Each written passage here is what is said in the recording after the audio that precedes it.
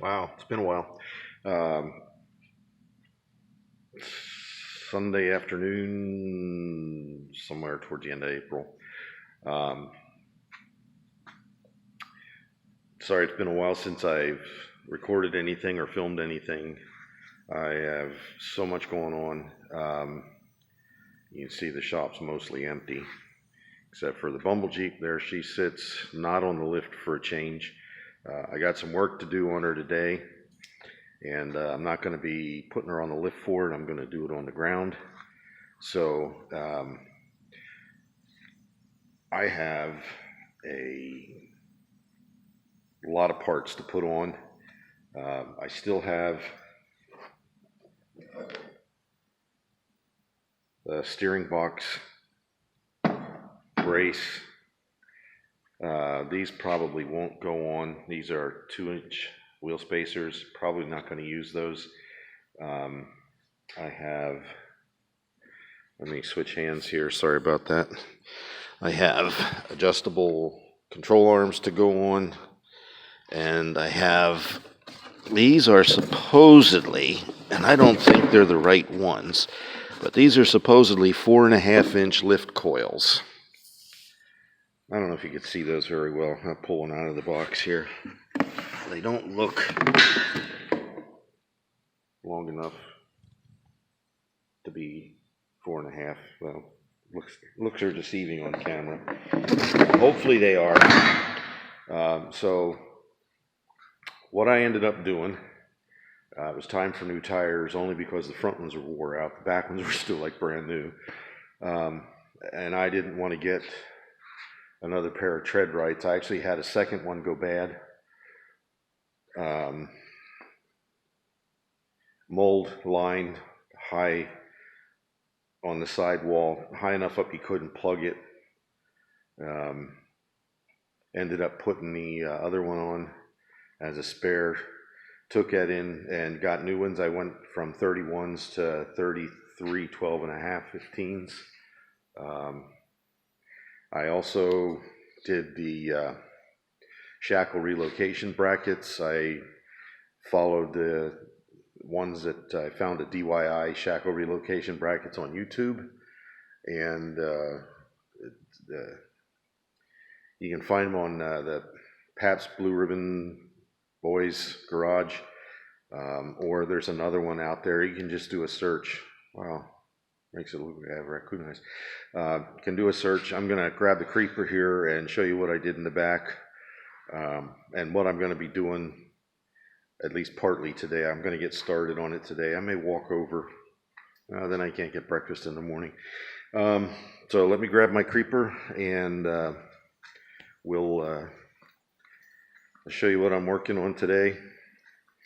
When I did the Shackle Relocation brackets, that gave me another at least 1.5 inches, possibly 2 inches of lift in the back. And I don't want to replace the shocks. Oh, he did finally drop it off.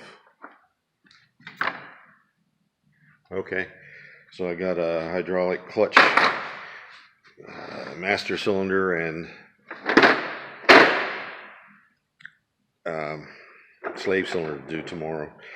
I didn't want to replace the shocks. That's, it's hard to do a lift kit without putting new shocks on. So what I did was I cut off the stock shock mounts, and I'll show you what I did down here.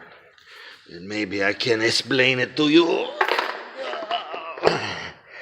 And some of you, I'll give you extra points in the comments if you can tell me what I did wrong here. So I bought these brackets, and hopefully you can see them. I'm gonna, can't really see them. Let me grab a light.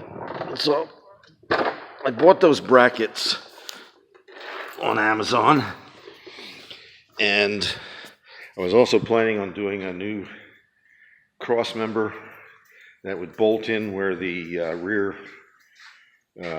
rebounders were, and decided not to do that. So here we go. I'll set this up under here. I don't have all the lights on in the shop.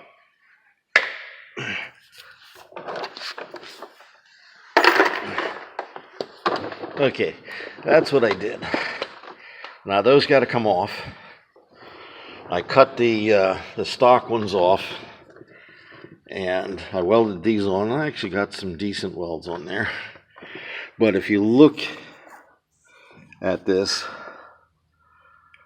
I got plenty of down travel, very little up travel. But if you look at this, the way this is set up, the shock is actually in a bind, which is why I put the Shackle Relocation brackets in, because the original, I put new shackles in it when I did the lift kit, but when this was set in the stock location, which is up here, those shackles were straight up and down.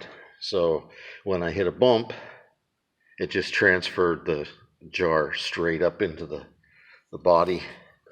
So anyhow, I came up with what I think is a pretty creative solution for my problem. I don't want to mount the shock straight up and down because it changes the whole geometry in the back. Don't want to get into that. So what I'm going to do, what I came up with as a solution, and I thought it was pretty good. This is one of the two original,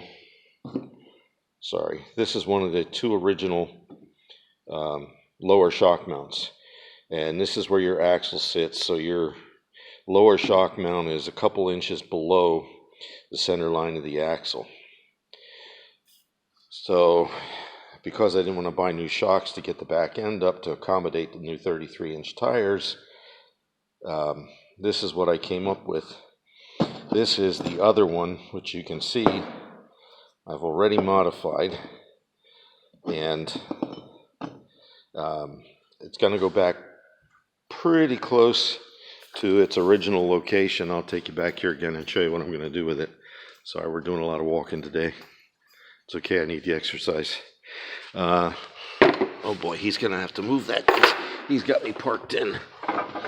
So, this is where the original ones were.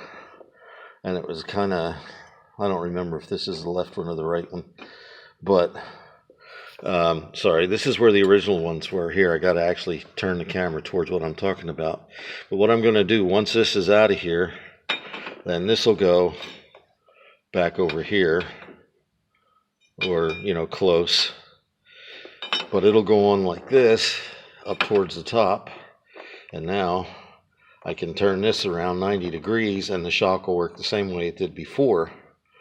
But it will actually compress and extend when the back end, when you're hitting bumps and whatnot. So this is probably the other side. So what I ended up doing with this,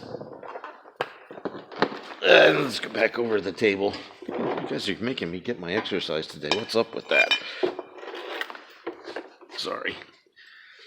And yeah, great camera work here. So I cut the top off. Cut this off across here. Actually, this way. This I have marked out. This is for a 3-inch hole. The axle shaft diameter in the back is a 3-inch axle tube. And I went over to Lowe's and I got me a 3-inch hole saw. And I think it's a Diablo. It's about $25. But cut this out with the hole saw so it fits the axle, and then trim this down. Trim some here, trim some here, trim some here. And now I have a bracket. It's the same bracket. I just modified it, and it's going to allow the shock to work the way it was. So if you end up doing something similar like this to your XJ or whatever, and you don't want those low-hanging brackets, you can cut the old ones off. I used a combination of grinder and with a cutoff wheel and a plasma torch. And actually, the way it worked for me was I got the one side, which is away from where the springs are, or the U-bolts are, and once that one side was free, beat on it with a big Franken hammer, and the other weld breaks right off. Apparently they're not welded on as nice as I welded my other brackets on, which got to come off. So that's basically what I'm doing today. Later on this week, hopefully, I can get the new coil springs in. I bought a coil spring compressor tool. I don't want to have to do what I did the last time and disconnect a whole bunch of stuff in there to get the axle to drop down far enough to get the 3-inch springs in, now 4.5-inch springs. So I'm going to use a spring compressor this time. When I did the 3-inch lift kit on the front, it was, I just dropped everything out of the way and put the spring in fully extended and then jacked it up and bolted things back together. So that's what I got. The rest of it, I got the adjustable control arms, and the reason I got the adjustable control arms, sorry, I'm kind of rambling around here. The reason I got the adjustable control arms are to get my wheelbase back to spec. It's supposed to be 101.5 inches. It's actually 101.51, but I'm not going to argue over 100th of an inch. So right now, with it the way it was before I did the shackle relocation brackets in the back, it was at 100.5. So I gotta, I've already adjusted the new adjustable control arms. I made them 1 inch longer. The numbers were the lower one was 15 3/4 center to center, and the upper one was 15 inches from center to center. So I made the lower one 16 3/4 and the upper one 16. So that'll push my axle center line back forward, and that's also going to help with the wheel clearance on the front, because right now at 3 inches the 33s are rubbing and I am not cutting the body. You may have heard me mention that a time or two before. So the other thing I probably will be getting for the front, or maybe even just making them, taking the old ones and extending them 1.5 inches, is the sway bar links. I've looked at them online. They seem to be inordinately expensive for what you're getting, and that'll take care of the front. Tires won't rub, tires won't cut. I'll have a little bit more lift in the front. And I don't know if you can tell from here, but it does seem to sit, come on, let's get her. It does seem to sit a little high in the back right now. Once I get the new coils in the front and the adjustable control arms, it'll be level again. And then the only other thing I have to do, inspection's coming up in July. Yep, in July, I have to get the flat fenders, or the flat flares built to replace these. And I still haven't decided steel or aluminum. Metal prices are going up. Any of you guys do your own fabricating know that. One other thing I did want to mention in this video was the shackle relocation brackets I made. I bought my materials from a local fabrication shop, and I think it was 2 pieces, and he cut them for me, which was nice of him. 2 pieces of 3x3 square tube, 3/16 wall. It was supposed to be 1/4 inch, but he didn't have any, so I made it 3/16, and it seems to be plenty stout. And 4 pieces of 2x2 angle, or 2.5, I forget. I have it written down someplace, but 2x2 angle, 1/4 inch angle, and those were cut to 4.5 inches, so 18 inches of that and 14 inches of the rectangular tube. And I think it cost me $35 for that material. And it took me 10-15 minutes to weld them up. And then, of course, then you have to drill your holes and lay out your hole layout on them and cut the bottom out of the tube and do some other little trimming on it later on. But I think total time invested in those between the material, the welding, and hole drilling, maybe an hour, 2 hours tops. The hole drilling actually takes longer than you might think. Um, but the new, and I had to buy I got the 2-inch lift shackles, and I have them at the 1-inch lift instead of the 2-inch lift. So that gives me all the lift I need in the back, and I didn't, relocating the lower shock mounts like that, I didn't have to replace the shocks.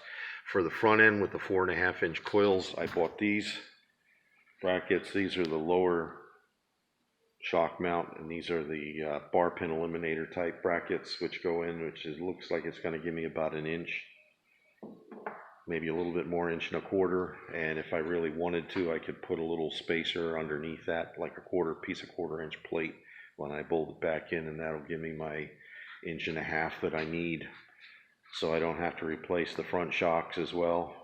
And I think the front coils were $125 on Amazon. They were Rubicon Express or Rough Country. It's one of the two. They weren't that expensive. Tried to do this lift stage as economically as possible. The most expensive part was the adjustable control arms, and the only reason I wanted to do that was to get my geometry back in line where it's supposed to be for the drive shaft. Next up on the project list for this, I think, is probably going to be the slip yoke eliminator, and then the lockers.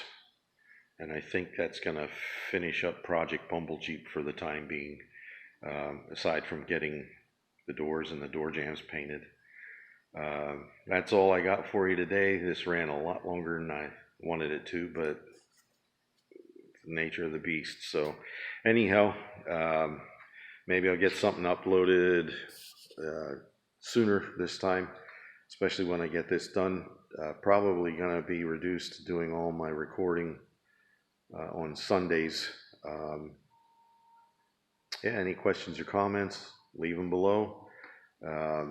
And take care of each other. God bless and stay well.